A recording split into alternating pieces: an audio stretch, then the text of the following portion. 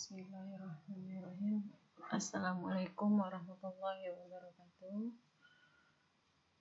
Selamat pagi untuk kita semua. Pada hari ini kita akan masuk materi kita terkait diagnosa keperawatan sesuai dengan yang telah kita janjikan. Oke, sebelumnya kita harus tahu dulu apa itu definisinya ya. Diagnosa keperawatan itu adalah pernyataan yang menjelaskan respon manusia.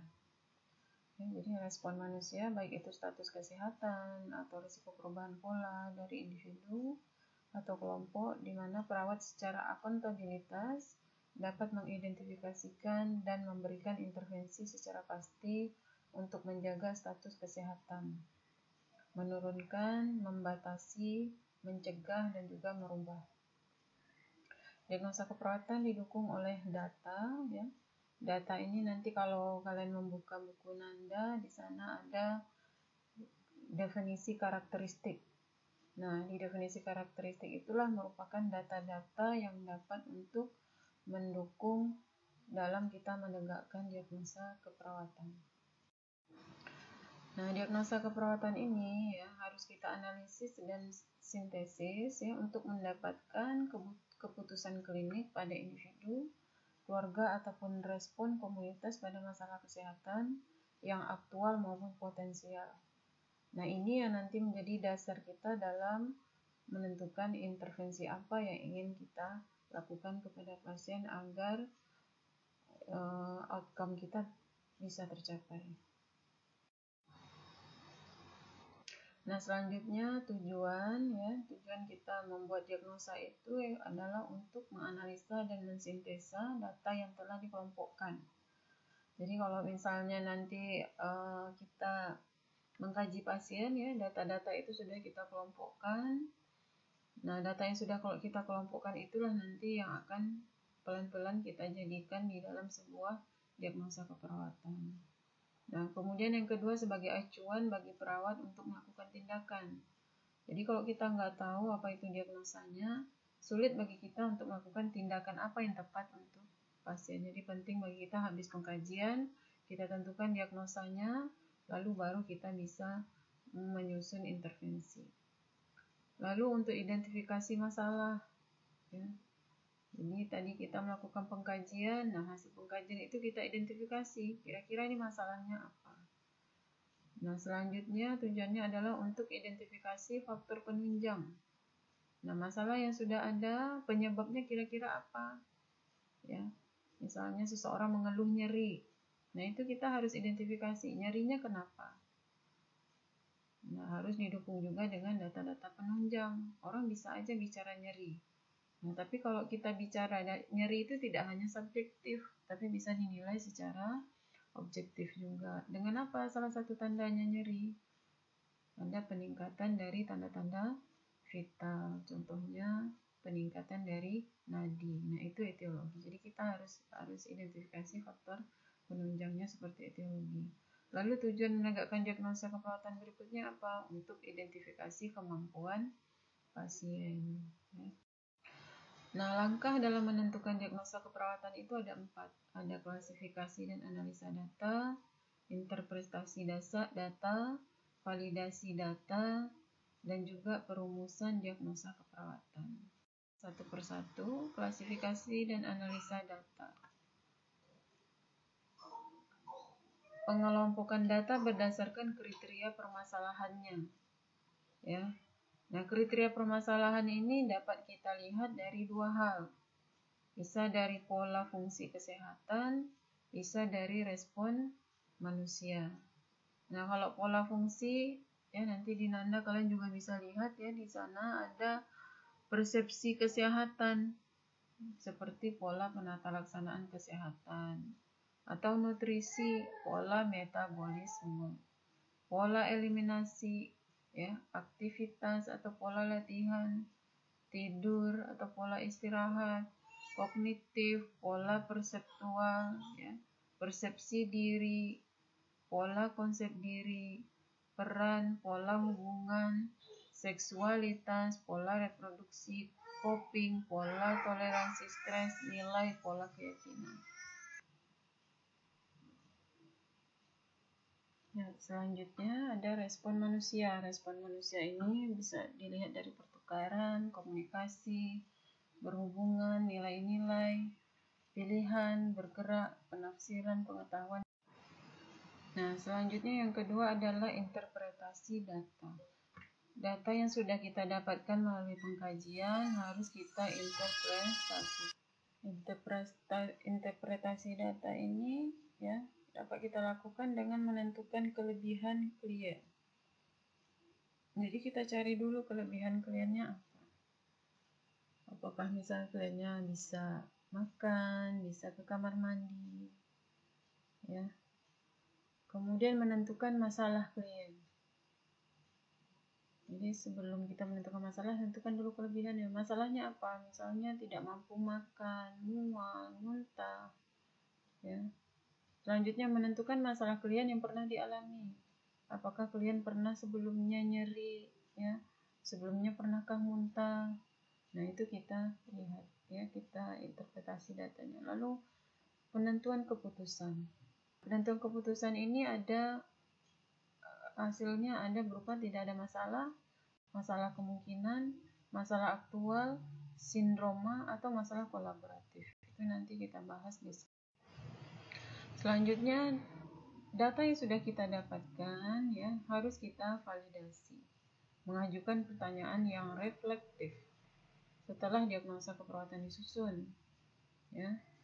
Jadi kalau menurut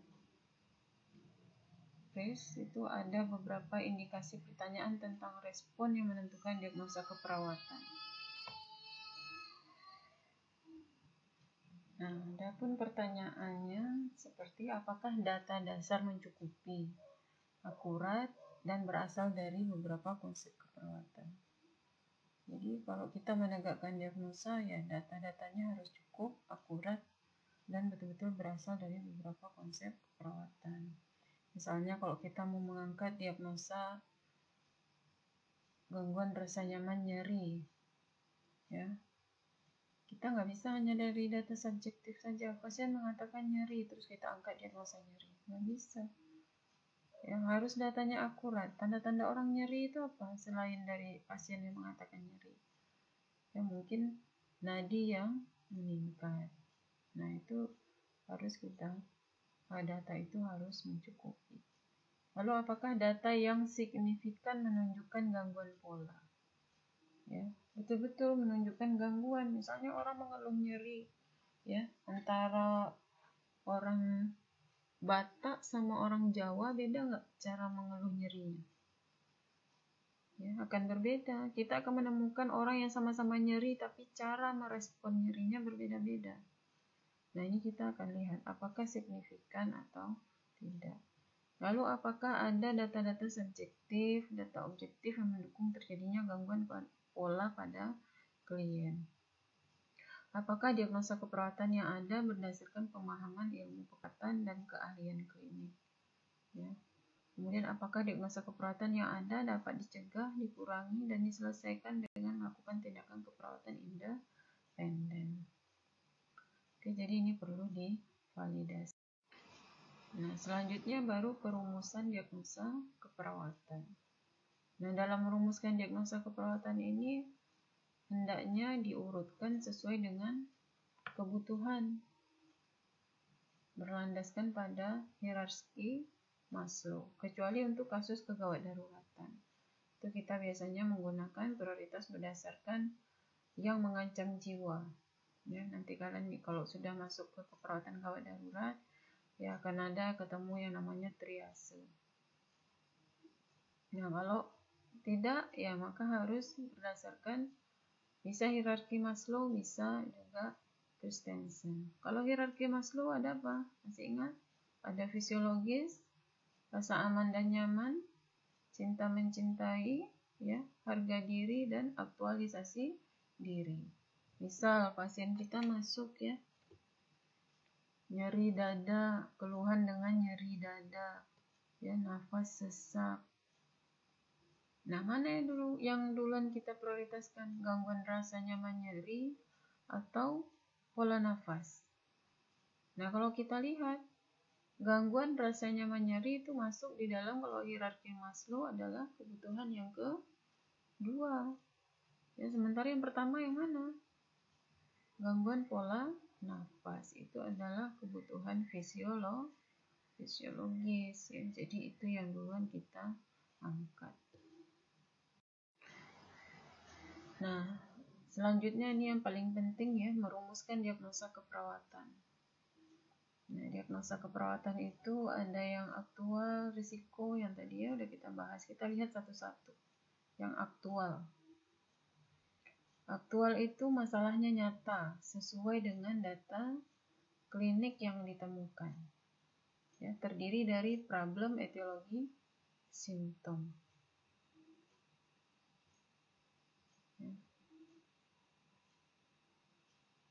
Contohnya, intoleransi aktivitas berhubungan dengan penurunan transport oksigen sekunder terhadap tirah baring lama, ditandai dengan nafas pendek, frekuensi nafas 30 kali per menit, nadi 62 kali per menit, pucat, sianosis. Kemudian yang berikutnya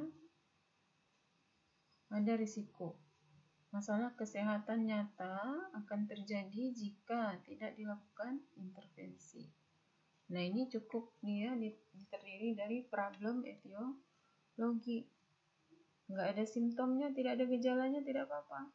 Ya, itu namanya diagnosa risiko. Contoh, risiko penularan TB paru berhubungan dengan kurangnya pengetahuan tentang risiko penularan TB paru. Ditandai dengan apa? Keluarga klien sering menanyakan ya, apakah penyakit klien itu menular ya, atau menghindari risiko penularan. Nah, selanjutnya adalah diagnosa kemungkinan. Ini perlu adanya data tambahan untuk memastikan masalah kemungkinan. Ya, pada saat ini masalah dan faktor pendukung belum ada, tapi sudah ada faktor yang dapat menimbulkan masalah. Contoh, kemungkinan gangguan konsep diri, gambaran diri, berhubungan dengan tindakan mastektomi. Mastektomi tahu kan, pengangkatan payudara. Nah, pengangkatan payudara ini orang kalau udah ada tindakan pengangkatan payudara, kemungkinan bisa apa? Bisa gangguan konsep diri, itu belum terjadi, ya. Baru menurut kita kalau nanti dia habis mastektomi, kemungkinan ada gangguan konsep diri. Nah, ini maksudnya dengan diagnosa kemungkinan. Lalu ada wellness, kesejahteraan.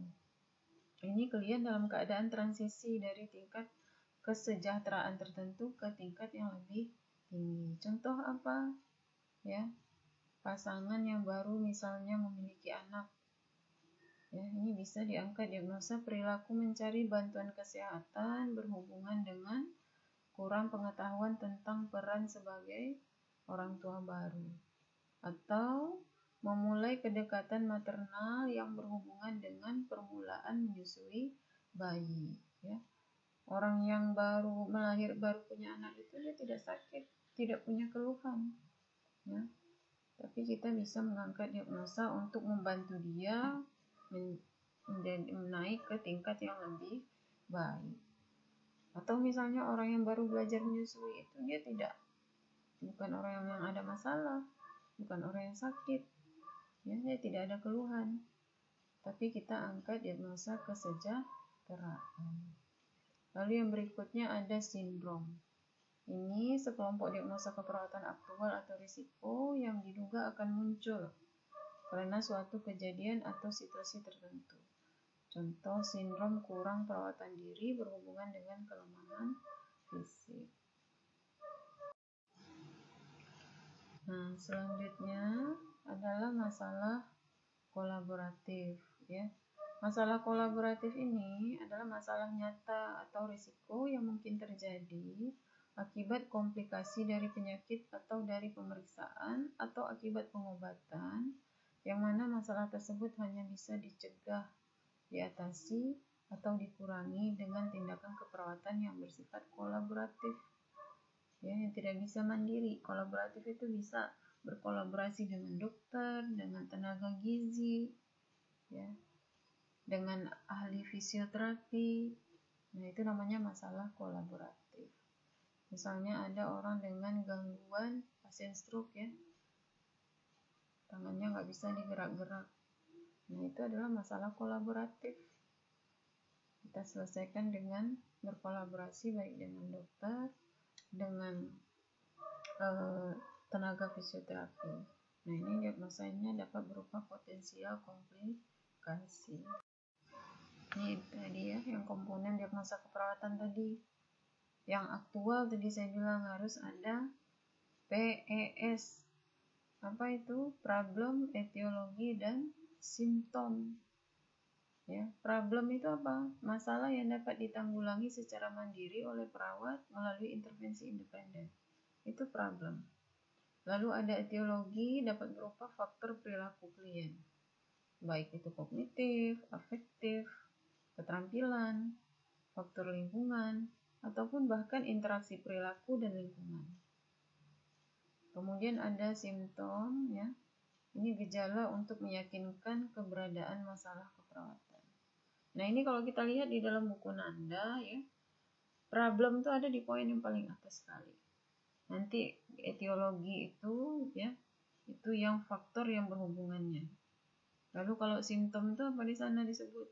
Ya, definisi karakteristik.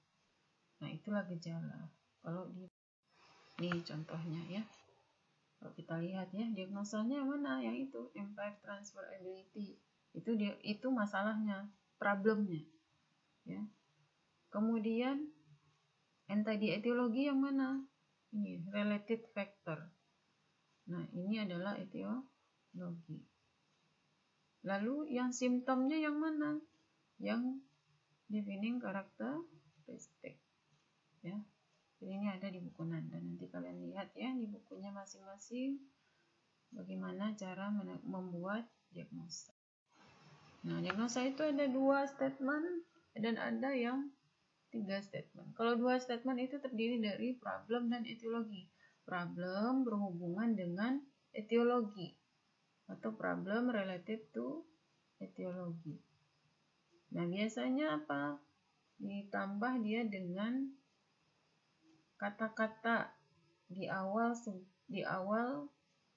sebelum problemnya. Misalnya acute, ya, chronic, decrease, deficient, ya, dan yang lain-lain. Nanti bisa kalian lihat, misalnya nyeri akut, nyeri kronik, ya, atau pola nafas tidak efektif, inefektif, ya, atau gangguan pemenuhan nutrisi. Jadi didahului sebelum masalah, intinya ada descriptive word-nya, ya, yang menjelaskan. Nah, ini kalau dia yang 3, problem, etiologi, dan simptom yang diagnosa aktual tadi. Problem berhubungan dengan etiologi yang ditandai dengan simptom. Nah, simptomnya itu tadi yang saya jelaskan yang terdapat dalam karakteristiknya, baik subjektif, objektif, atau manifestasi klinis. Nah, ini contohnya, ya, yang ada ini bisa kita di Nanda, ya, bisa kita lihat diagnosa, ya, ada feeding self-care deficit, ineffective airway clearance, kemudian NCT. Nah, ini bisa dilihat kalau dia 2 statement seperti apa dan 3 kalimat itu seperti apa.